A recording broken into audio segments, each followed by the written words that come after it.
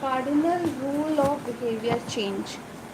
In the late 1990s, a public health worker named Stephen Lobby left his hometown of Omaha, Nebraska, and bought a one-way ticket to Karachi, Pakistan. Karachi was one of the most populous cities in the world.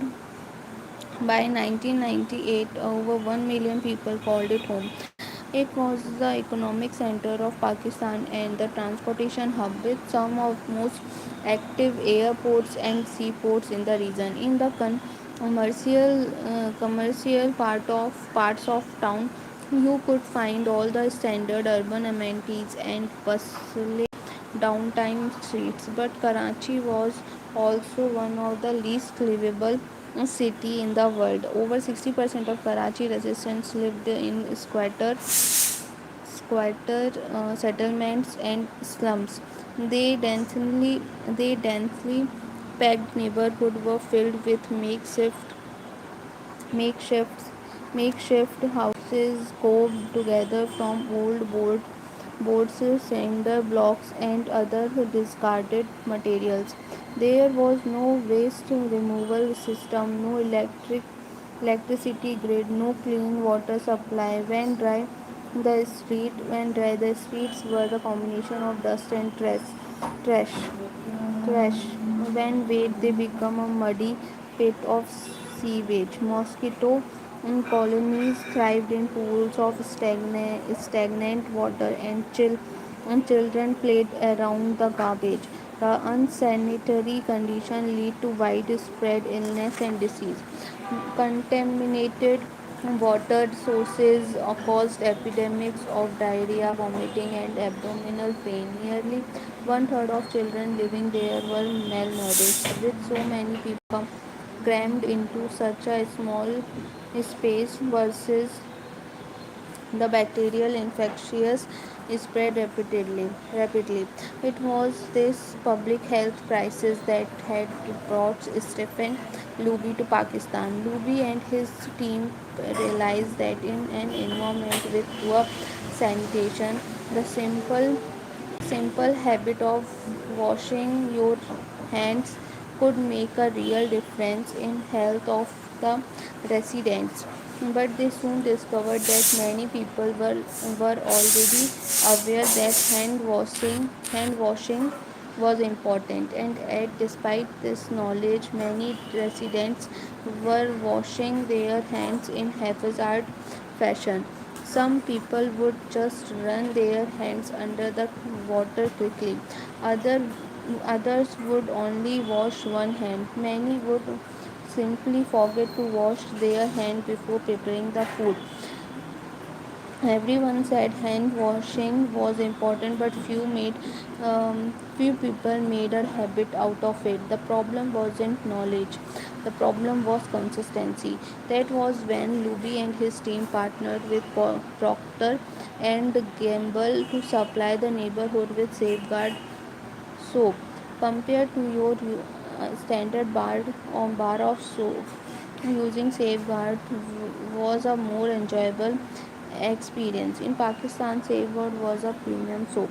Ruby told me the study participants commonly mentioned how much they liked it. The soap foamed easily, and people were able to lather their hands with suds. It smelled great. Instantly, hand washing becomes slightly more pleasurable. I see the goal of hand washing promotion not as behavior change but as habit adoption. Luby said it's a lot easier for people to adopt a product that provides a strong positive sensory signal. For example, the main taste of toothpaste. Then it is so adopt a habit that does not provide pleasurable sensory feedback like flossing one's teeth. The marketing team at Procter and Gamble talked about trying to create a positive hand washing experience. Within months, the researchers saw a rapid shift in a health of children in a neighborhood. The rate of diarrhea fell by 52%, pneumonia by 48%, impetigo, a bacterial skin infection by 35%. The long term effects were even better. We went back to some of the household in Karachi 6 years later.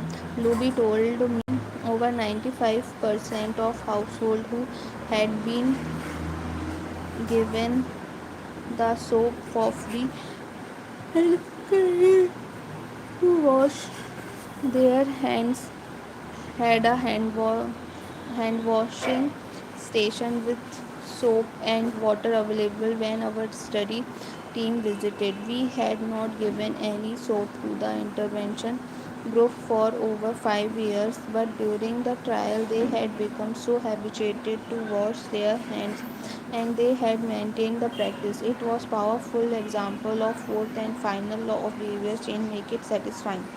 We are we are more likely to repeat a behavior when experience is satisfying. This is entirely logical. Feeling of pleasure, even minor ones like washing your hands with soap that smells nice and leathers well, are signals that tell the brain this feels good. Do this again. Next time pleasures teaches your brain that a behavior is worth remembering and repeating. Take a story of chewing gum. Chewing gum had been sold commercially throughout the 1800s, but it wasn't until Wrigley launched in 1891 that it became a worldwide habit. Early versions were made from relatively bland resins, chewy but not tasty. Wrigley revolutionized the industry by adding flavors like spearmint and juicy fruit, which made the product flavorful and fun to use. Then they went to a step further and began pushing chewing gum as a pathway to the clean mouth. Advertisement told readers to refresh refresh your taste. Tasty flavors and feeling of fresh mouth provided little bits of immediate reinforcement and made the product satisfying to use. Consumption skyrocketed and Wrigley became the largest chewing gum company in the world. Toothpaste had a similar trajectory. Manufacturers enjoyed great success when they added flavors like peppermint, and cinnamon in their products. These flavors don't improve the effectiveness of toothpaste. They simply create a clean mouth feel and make the experience of brushing your teeth more pleasurable. My wife actually, my wife actually stopped using Sensodyne because she didn't like the aftertaste. She switched to normal milk flavor, which provides a little more satisfying. Conversely, if an experience is not satisfying, we have also recently repeated. In my research, I came across the story of women who had a narcissist related who drove high nuts in an attempt to spend less with this egomaniac. She excused herself and as boring as possible whenever he was around. Within a few encounters, he started avoiding her because he found her so uninteresting. Stories like these are evidence of cardinal rule of behavior change. What is reward is repeated, not external reward. You are wanted to in future based on what you were rewarded for doing, for punished for doing in the past. Positive emotion cultivate habits, negative emotion destroy them. The first three laws of behavior makes it obvious, make it attractive, make it easy, increase the odds that behavior will be performed this time. The fourth law is of behavior change makes it satisfying.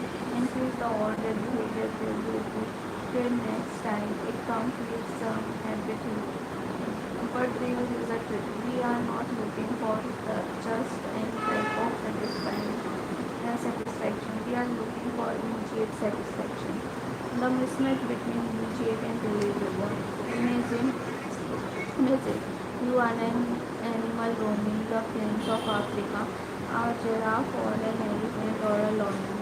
On any given day, most of your decisions have an immediate impact. You are always thinking about what to eat or where to sleep or how to avoid predator.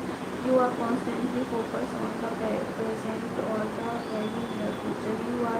You live in what scientists call immediate return environment because you shall instantly deliver clear and immediate outcomes. Now switch back to your human self. In modern society, many of us who believe they will not benefit immediately. If you do a good job at work, you will get a paycheck in a few weeks. If you exercise today, perhaps you won't be fit next year. If you save money now, maybe you will have enough for retirement decades from now. You live what scientists call a delayed return environment because you can work for years before your actions deliver the intended payoff.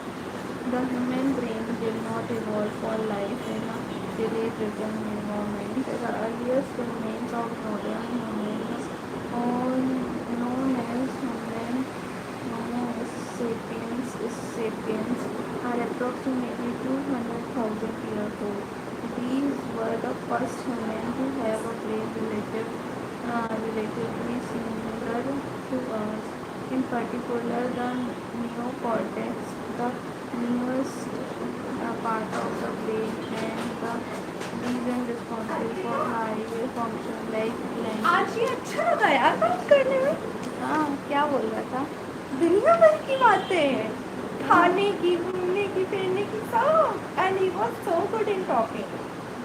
क्या बात है? मैं इसको बोलूंगी आगे इतना चीख चीख के बात करती है, ये अच्छी बात नहीं है। अच्छा, ऊपर कर रही थी? हाँ, इतना चिल्ला चिल्ला के लाइक बहुत ज़्यादा है ना, मतलब नहीं नहीं नहीं, ये नहीं बोल रही मैं, वो छत पे बात कर रही थी तो कोई बात नहीं, लेकिन मैं यहाँ खड़ी हूँ ना, वो उतनी दूर खड़ी थी फिर भी वो